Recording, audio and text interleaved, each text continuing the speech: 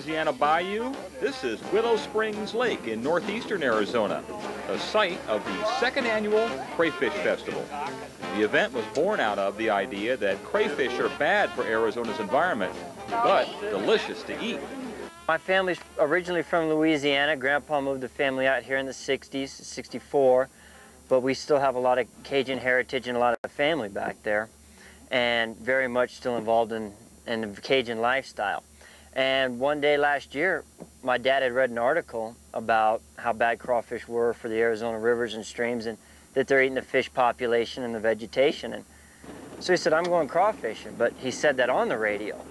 And with about 100,000 listeners, there are a lot of people that were interested in joining him. He said, if you want to go, call me. We had a lot of people call, and had a really good turnout last year, but we ran out of crawfish in about 25, 30 minutes. So this year, the organizers and volunteers began setting their traps out several days ahead of time. They go out once in the morning and again in the evening to collect their catch. I'm Arnie, Trapper Arnie I call myself, because I do trap. I trap crayfish primarily, and it's a hobby. I've been into crayfish ever since I was a little kid. I was born in Sweden, so that probably explains that. Okay, now, well, maybe that explains it for him. We have around 25 people up here this weekend. We've set 55 traps, and we've been trapping since Friday at Friday afternoon. And we've probably come up with, I would say, at least 3,000 crayfish. It's a little hard to estimate. We got huge buckets full of crayfish. Yes. Last night, this is about a third of what we got from last night. Crayfish are a freshwater crustacean closely related to the lobster and somewhat smaller than their Louisiana cousins. They are not native to Arizona, and this invasive omnivore is doing a lot of damage to our lakes and streams. That's why it's so important to remove as many as possible. Remember, you do need a state Class A fishing license to catch crayfish, but there is no limit on the number you can take.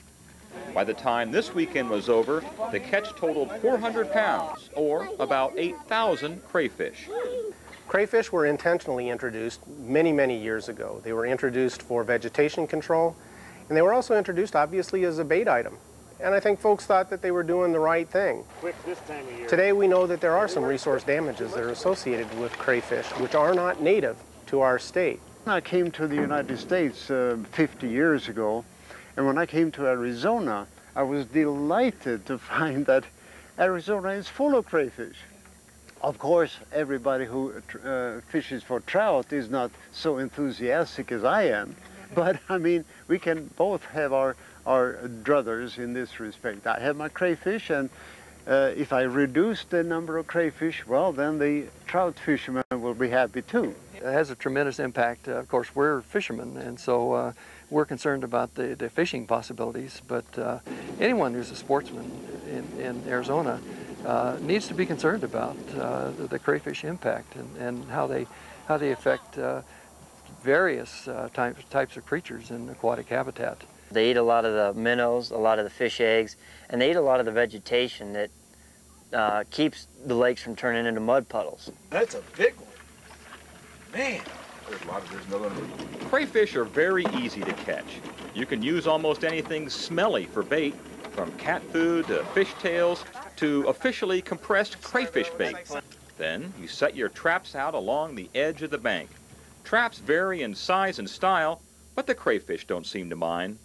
Here's a typical trap that I have made myself, and this happens to be the kind that I use for my own catching. A shrimp trap. I bought it in Washington, Anacortes, Washington, for shrimp. This one we call the kids trap because you really have to watch it.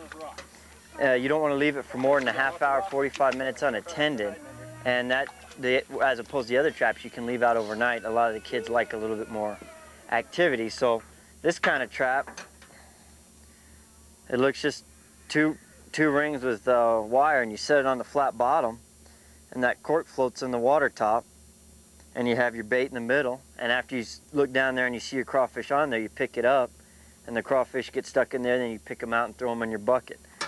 So we brought a bunch of those up for the kids to play with. Then we have these cylinder traps where it has a hole in on both ends, and it opens up and you put your bait in the middle.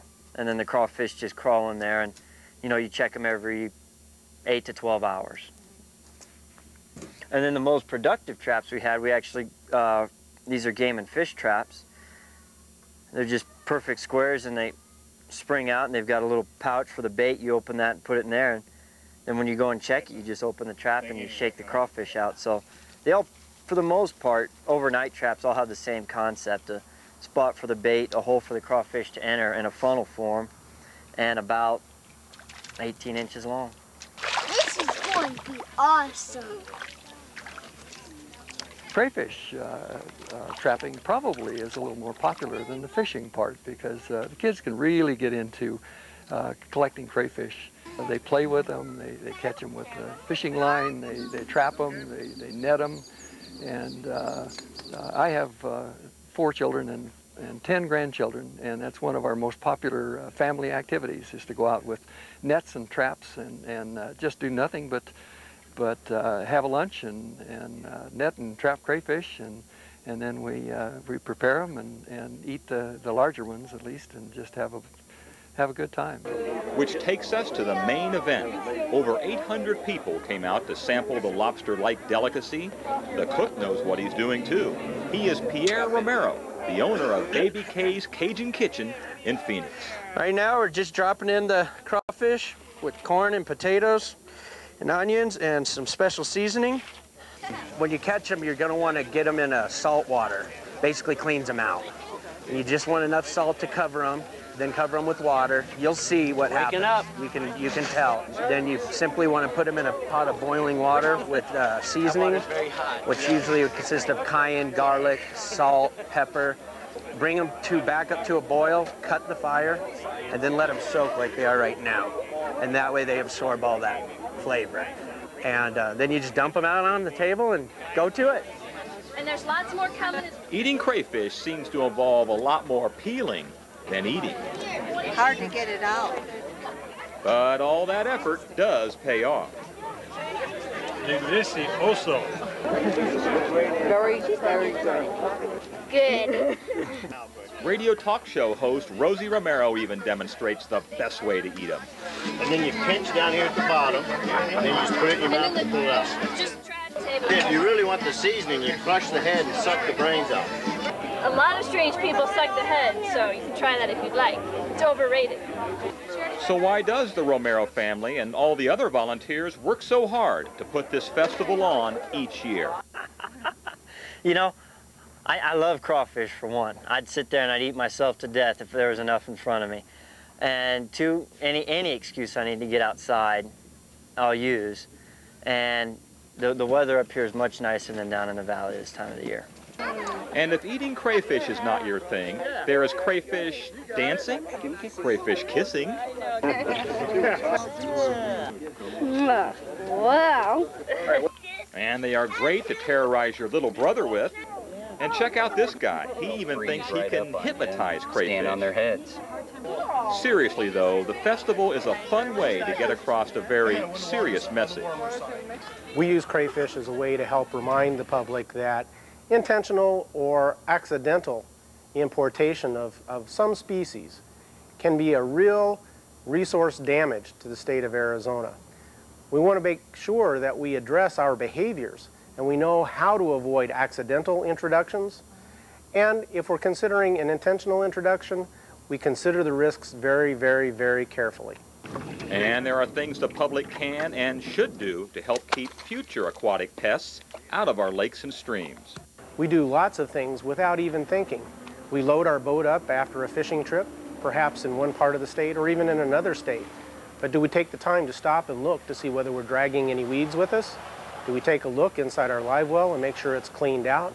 Do we make sure there's no mud that might harbor things like New Zealand mud snails? Making sure our equipment is clean is a great way for us to avoid accidental introductions.